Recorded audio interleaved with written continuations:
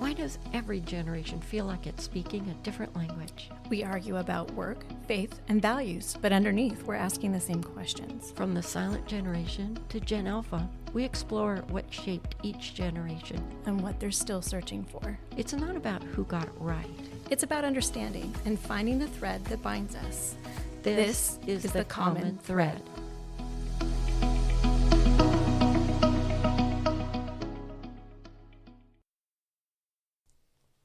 Welcome, everybody, to the first episode of the Common Thread podcast. You're here with our host, Valerie Herrera. And Kitty Inouye. And this podcast has been on our minds for a while now. My interest in it is finding the differences between the generations, but also finding the commonalities between them and how that unites us, but also what makes them different. So I'm excited to be jumping into this today with my host, Kitty Inouye. So one thing that I have noticed now is that the generational kind of tension between generations seems to be pretty loud now more than ever. The older generation doesn't understand the younger generation. Mm-hmm. They seem to think they're either punks or lazy or something like that. What do you think about that, Kitty?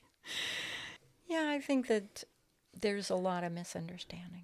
Yeah. And I think that's one of the reasons that this podcast, you gravitated towards it. Mm-hmm. You know, because wouldn't it be great to bring some understanding between the different generations? Absolutely. And generate some conversation between us so that we can kind of begin to understand each other a little bit better. Mm-hmm. Yeah.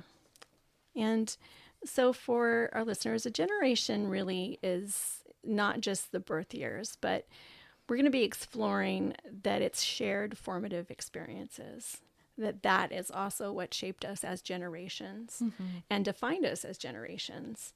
You know, whether we experienced wars, significant like occurrences that happened during our generations that influenced us in a big way. Economics, like how was the economy, how stable were things, technology, the big thing, and even our culture and how it shapes our identity as a generation. Yeah, I agree with that. And I was thinking too about how generations might label a different generation. I remember the first time I was sort of shocked by that is when an older person who is 2 generations separated from me said to my face, "Oh, you're an old person." Oh, wow. And I was shocked because when I was young, that would have been unthinkable to be that rude. We were taught to respect older generations. Mm-hmm.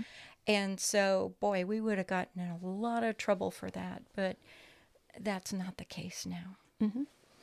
And then I think that most conflict comes from different assumptions, not necessarily bad intentions. So we give meaning to our interactions, and what someone means that is, say, 2 generations apart may be totally different than the way we interpret that as a younger person. Yes. And that leads to a lot of misunderstanding. Mm-hmm.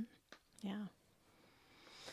Yeah. And, you know, often too, when we assign a certain label to a person, believing that they're a part of that generation, it kind of reduces that person to that label. Mm-hmm. Sometimes we don't see past that to get to the understanding that we can have with that person about the commonalities that we have with them, right? Mm-hmm. Yeah. Yeah, I think when we think about, well, let's say we go to church and there's young people in the church. Mm-hmm. To me, that's very encouraging. If I only see older people my age in a church, I feel like it could be indicative of a dying church.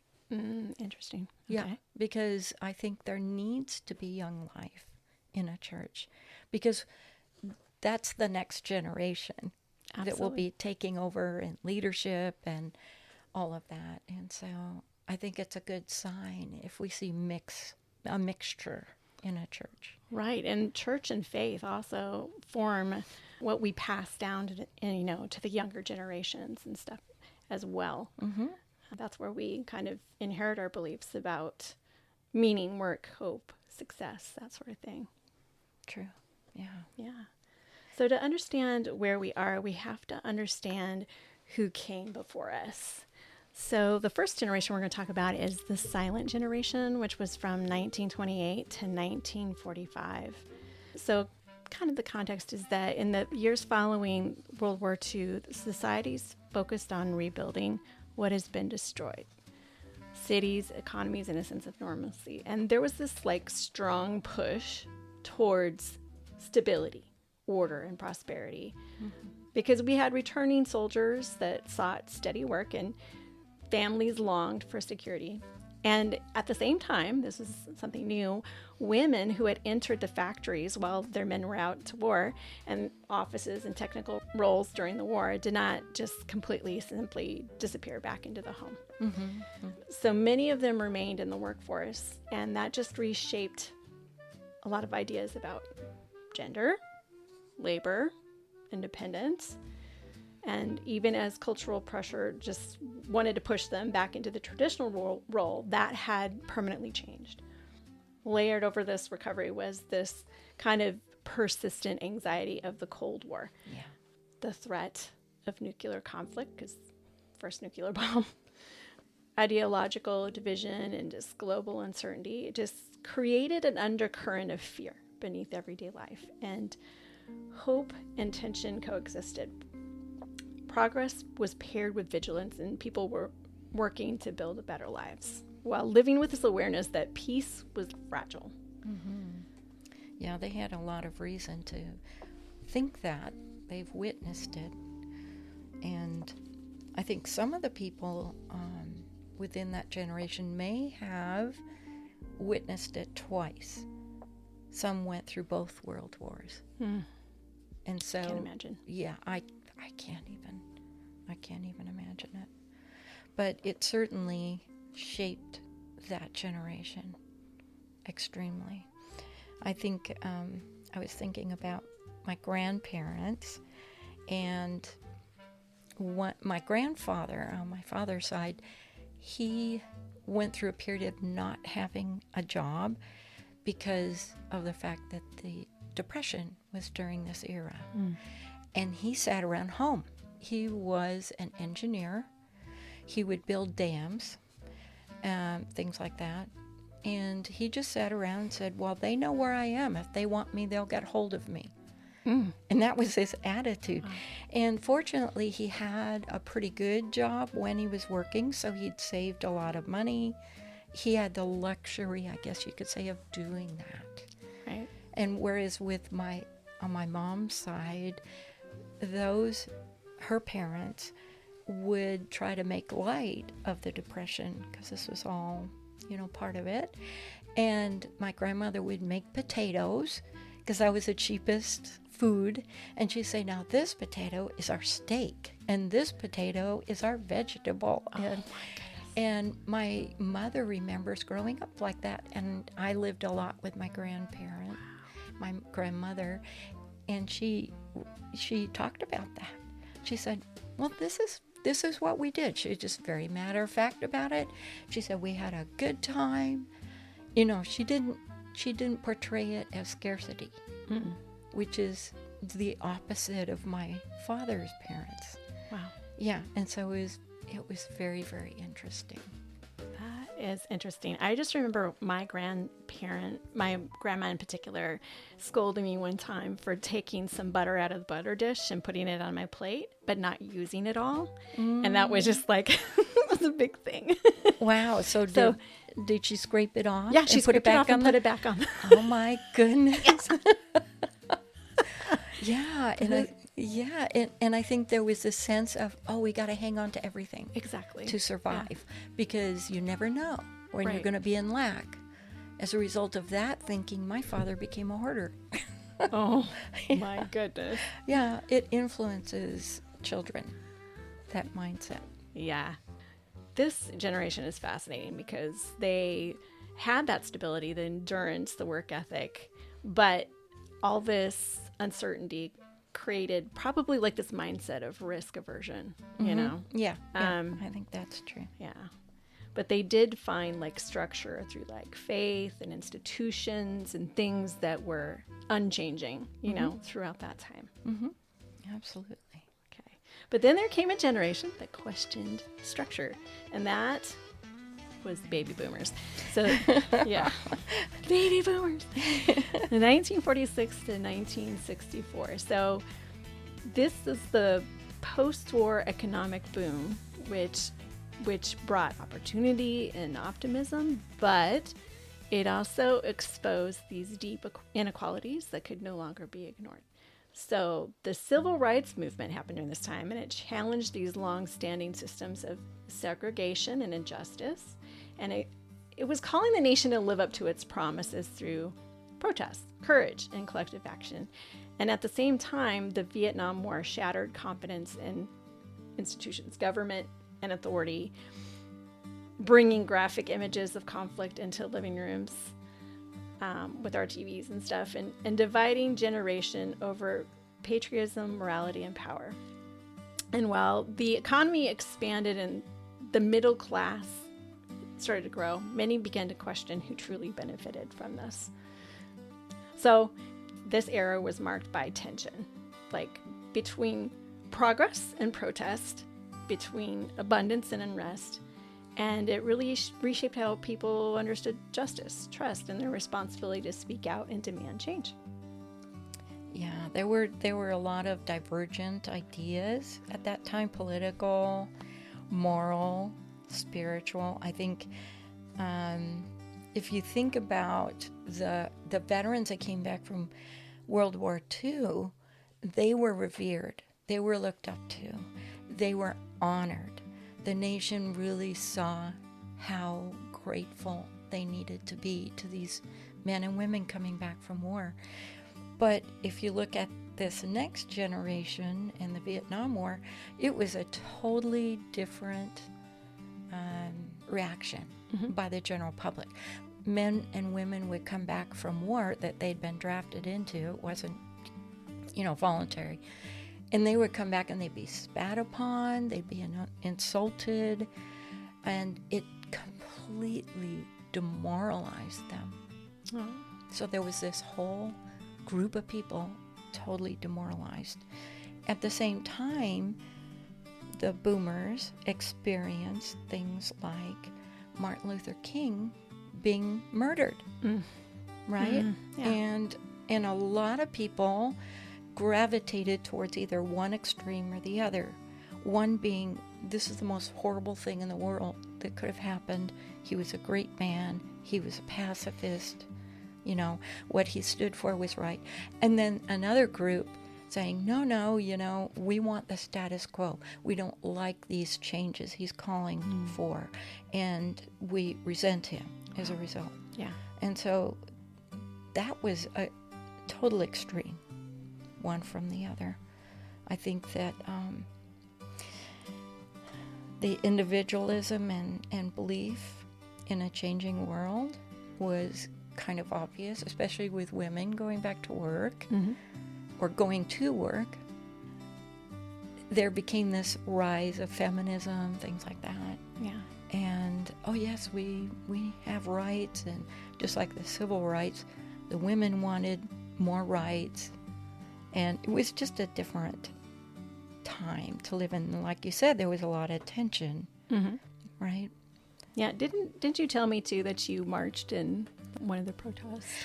Yeah, it was after Martin Luther King died, and I was in high school, and we marched from our high school to the downtown city, just most of the school, because they were very into protesting what had happened to him. And they were even though we were in California, we were very sensitive to what was going on in current events. And we wanted to protest the fact that he was murdered. Wow. Yeah. Yeah. A crazy time to live. Wow. So this generation is indicative, very indicative of what that is, because there were a lot of babies born during this time, right? So Right. So really this is like a dominant generation because there's so many, and because of that, there was like resistance to kind of any newer things that would come down the pipeline. But they were very strong in their convictions, political, moral, spiritual, all of that. Yeah. So I think there were some new things that began to rise for the boomers. you think so? Yeah, things that people just accepted before. I think about the civil rights movement. Mm-hmm. A lot of people didn't see the reason for it. And so when it happened, they were just kind of like sidelined by it. Mm-hmm. And then younger people, the boomers, were all out there actively, wanting to push for more. Yeah. Interesting. Yeah.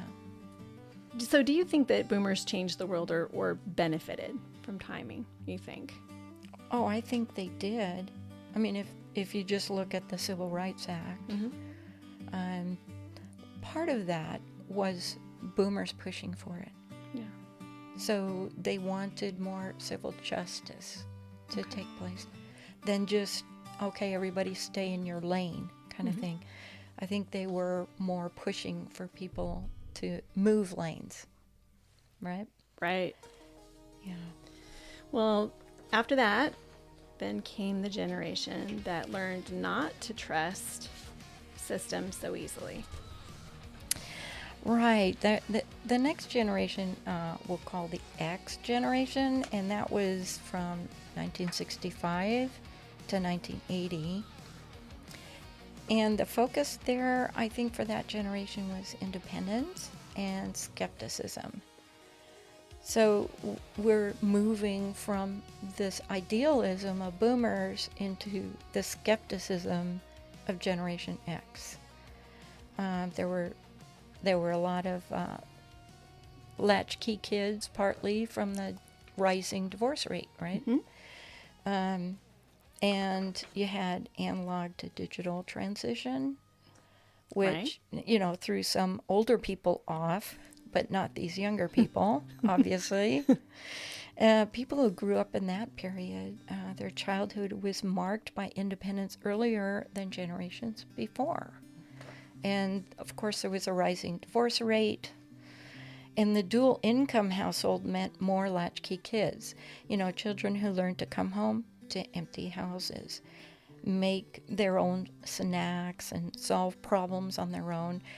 And this wasn't always a positive thing for these kids, This fostered resilience and self-reliance, but also a quiet sense of being overlooked. At the same time, society stood on the edge of a technological shift. Life was still largely analog. Handwritten notes, rotary phones, physical maps. But the first digital tools were emerging. This generation learned to adapt on the fly, bridging two worlds, one rooted in personal responsibility and face the connection, and the other hinted at a faster, more connected future. Yeah. I grew up in this generation. I could say that my parents often just left us to run free outside. And they could do that, but they trusted us to just take care of ourselves. And we would often just run to the park, go around the block, do things on our own. And yeah, it did kind of foster a sense of you're on your own. And I grew up fiercely independent. I didn't want to do it. I wanted to do everything for myself. And I think that's it has a lot to do with it. I also think that we are the observers. We observe things, and even though we don't, we're quiet and in the background. When we see hypocrisy, we speak out about it because we have been observing. We are used to being in the background and kind of ignored. So.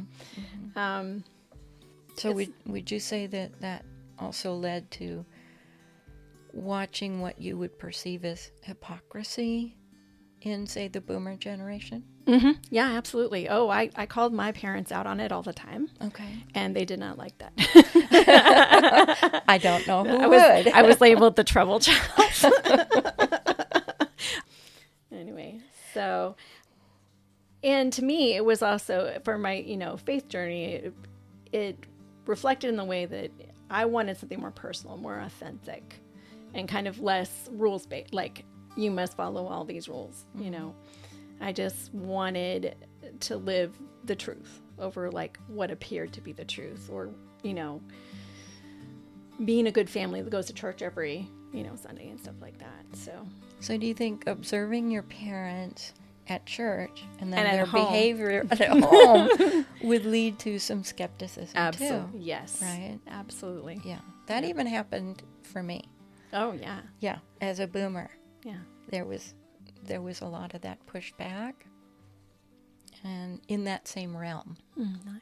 Mm-hmm. Interesting. Yeah. Well, then the world shifted again, and not gently. Yeah, the Millennials, that would be from like 1981 to 1996. And the focus of that generation would be purpose under pressure. So 911 happened That's a big one. after this generation, but they were old enough to witness it, to maybe remember it, and it affected them. And then, of course, the advent of cell phones meant that all of a sudden there was more access to social media, to, various things that might influence them. During this time, there was a Great Recession and promised stability, but delivered instability. And for this generation, stability was promised, but rarely delivered. The 911 attacks shattered a sense of safety and reshaped how people understood the world, introducing a constant awareness of global threat and uncertainty. Just as that trauma settled in, social media rose, redefining how people connected, communicated, and compared their lives to others, often blurring the line between authenticity and performance. Then came the Great Recession, which pulled the ground out from under long-held expectations about careers, home ownership, and upward mobility. Many did everything they were told to do, get educated, work hard, play by the rules, only to face debt, job insecurity, and delayed milestones. Together, these events created a generation shaped by adaptability and purpose-seeking, but also by burnout and anxiety, learning to navigate a world that talked about stability while delivering constant change. Yeah. I can imagine, especially going through 9/11 and social media, and that's a huge shift. But experiencing like the burnout and the anxiety of just those events and the effect that now we know how social media and being online constantly can really affect you. So Yeah. you can imagine how that affected this generation. 9/11 was a big trauma for everyone, I think, in the nation. And just being able to talk about that and process that as well, I think had a big impact on this generation. It reminds me of how boomers were constantly being drilled in school that if a nuclear bomb goes off, everybody's going to climb under their desk. Let's practice that. And they knew full well that wouldn't have done any good whatsoever. But they were trying to instill a sense of stability for the children. And so they just said, let's do this drill. Okay, a nuclear bomb went off. Everybody climb under your desk. Sort of like the earthquake kids were told to climb under their desk living in California. Yeah. But there was a false sense of security in doing that as these boomers got older. Right? So they also lived during the Cold War era with instability. And I think that's the same Mm-hmm. in a lot of ways that millennials deal with. Right. I think too, they were moving away. This generation moved away from wanting to just to work. They needed something more meaningful, and just not to always be giving everything, to institutions or, their workplace. Corporations. Corporations. Yeah, one of the things is corporations stopped being as loyal to their workers. True. So it was easy for corporations to just let people go. Yeah. And so there's Became less about community, like it used to be, and more about making money. exactly. Yeah. And it wasn't as much about the workers anymore. And of course, the flip side of that is workers won't be as loyal. Right. So there's reasons for these attitudes, I think. Yeah. Yeah. I agree. So now we're watching a generation grow up entirely online. Yeah. Generation Z. Yes. 1997 to 2012. And the realism is in a fractured world. It's even now becoming more difficult to differentiate between reality and things created online Yes. that are not reality. Yeah. Digital native from childhood, which is different than boomers, obviously. Pandemic era schooling, climate anxiety, technology shaped how they learn, communicate, and understand themselves, making them fluent in online spaces before they were fully grounded in a physical world. That contrast in social development was interrupted during critical years. I think at the same time, climate anxiety loomed large, not as a distant concern, but as an ever-present backdrop to their future. News of environmental crises, social instability, and global uncertainty arrived in real time, every day. Growing up amid digital immersion, isolation, and existential concern has made this generation emotionally aware and adaptable, but also cautious, overwhelmed, and deeply aware that the future feels fragile and unfinished. Yeah. I find it so interesting that this generation has never known a world without screens. I mean, coming from our generation, where at least we had analog, Sure. I can't imagine what that's like. And I mean, even now, they're beginning to see the destruction that can bring, and they want to limit screen time, because now we've had enough years in it to see it can be detrimental. Right. I mean, I think too that's made them more self-aware. This generation, they're becoming more emotionally honest, and they're more aware of like their mental health and how things are affecting them. They're starting to, at least, because we've had that time of transition and more data is coming out, and I think they are becoming more aware of how it affects them. Yeah. I think there's some of the strengths they have are adaptability and social consciousness. I think that they really do want to they get involved a lot with online, especially. Exactly. Like if you're not online, you're not cool. Right. Yes. Yeah. Oh, it's an interesting generation. Yeah. And the next generation is already watching all of this. Yeah. Oh, yeah. Generation Alpha.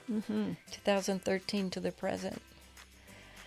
Yeah, this is happening as we watch it. Yeah. So to speak. They're just forming. I know. And they're very AI native, tablet first learning folks, which can be scary for older generations to watch. Except, when we need to ask them, how to do things. Yes. Oh, when we need to ask them, it's like we know where to go. Exactly. Yeah, exactly. So they, though, deal with pandemic isolation during key developmental years. this emerging generation is growing up in a world where artificial intelligence is not new or novel, but normal. They're learning through tablets before textbooks, interacting with adaptive technology that responds to them in real time. Information is visual, interactive, and immediate, shaping how they process knowledge and attention. At the same time, many of their earliest formative years were marked by pandemic isolation. Playgrounds were closed, routines were disrupted, and social learning was filtered through screens during critical stages of development. As a result, this generation is both remarkably tech fluent and uniquely vulnerable. Comfortable with digital tools, yet still learning how to navigate connection, resilience, and empathy in a world where human presence was, for a time, limited. That's fascinating to me that it's the opposite, because growing up, we didn't have the tech, and I was outside all the time, connecting with nature, with people. Yep. We didn't have that screen, but I find this so fascinating that it's the opposite for them, that it's natural to be, in the tech. That's where they feel comfortable. And then it's harder for them to connect to people, without the screens. And I think part of that is having to do with the pandemic. Oh, yeah. Because of wearing these face masks, especially for babies, toddlers. They're in this formative stage where they're learning faces. That face learning was obliterated during really crucial times. And my wonder is, how is that going to affect them in the future with human connection? Yeah. Right? And they were isolated. So, really, when they were growing up, so many important events were also kind of ripped from them because they couldn't attend school and interact with other kids. Yeah, exactly. That isolation had a price with this generation. Yeah. Yeah. It makes you think if they're gonna rebel against the screens or just continue to embrace them. Is there going to be a point where enough is enough, and how that will affect them later? Well, and I think the fact that parents are now becoming more aware that they need to limit screen time. Yeah. I mean, one of the reasons we engage in podcasts is because it's just auditory. Right. And I know so many podcasts that are actually video casts, right? But ours is auditory, so that there's no screen involved. Yeah. So that there's just learning by listening. And I think there's value for that. And especially with parents who want to kind of, pull back on that screen time for these kids. Yeah. This all brings us back to what all this means together, all these generations. So to me, I just feel like there are some elements of this that are common between us. Yes. Right? What is it that you see? I think that, even in ancient writing, we see like Aristotle saying, the next generation is going to die because they don't understand, and things like this. So this is an ongoing concern throughout generations, that there's a disconnect between generations. But I think if we look at what's common, that's going to be helpful in understanding each other. Like the boomers lived in constant fear of being bombed. Yeah. And that shaped them. The silent generation lived in constant fear of another crash and scarcity. Yeah. And that caused them to be survivalists. And then each generation has their own challenges. And Absolutely. That causes that anxiety. Right. That they need to overcome. Yeah. I feel like none of the generations really replace each other. We just build on what the other person has done before. We learn new lessons. Yes. And I feel like we can all teach each other something as long as we can sit down at the table and talk about it, right? Talk about our differences and talk about what ties us together. Yeah. And as long as we're able to do that, I think we can find that connection, even though some of us may, like some of the younger generations are having more difficulty doing a human to human connection rather than online. But that, I think, really would build the empathy between us if we can have those conversations. This is one of the reasons we started this podcast, right? That's right. That's right. To build bridges, to build understanding, to find commonalities. Right. I think that it's really important that one generation is allowed to speak to another generation without putting up barriers. Right. Yes. Like this, oh, I can't listen to you. You're old. You have nothing of interest to me. Or the flip side, oh, you're so young. You don't know what I went through. You didn't have life hard. You had it easy. Therefore, you can't possibly understand me. These are barriers to understanding. And they need to recede before the generations can really fully embrace and understand each other and their experiences. Right. And I think it's important to understand that each of the generations speak differently, but we all of them ask the same questions about meaning, hope, and belonging. And that is the common thread between all of the generations. That's right. Understanding generations isn't about ranking one as better than another or over another. It's about recognizing that thread that runs between us all, connecting us. Yeah.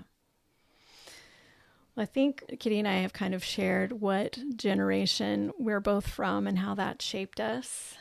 So you'll be hearing more about that as we bring our guests in later episodes and sharing even more of, our experiences. But we want to ask you, the listener, which generation shaped you the most and what did they pass down to you? Yeah. We do want to hear from everyone. We do. We do want to hear from them. We want to encourage conversation and open conversation and communication. And so thank you for joining us on our first episode of The Common Thread. This is Valerie and Kitty signing off until next time. This has been The Common Thread, a podcast produced by Hidden Treasure Productions. New episodes will be out every other week, wherever you listen to your podcasts, including our website, hiddentreasureproductions.org. Thank you for listening. We hope you join us for the next episode.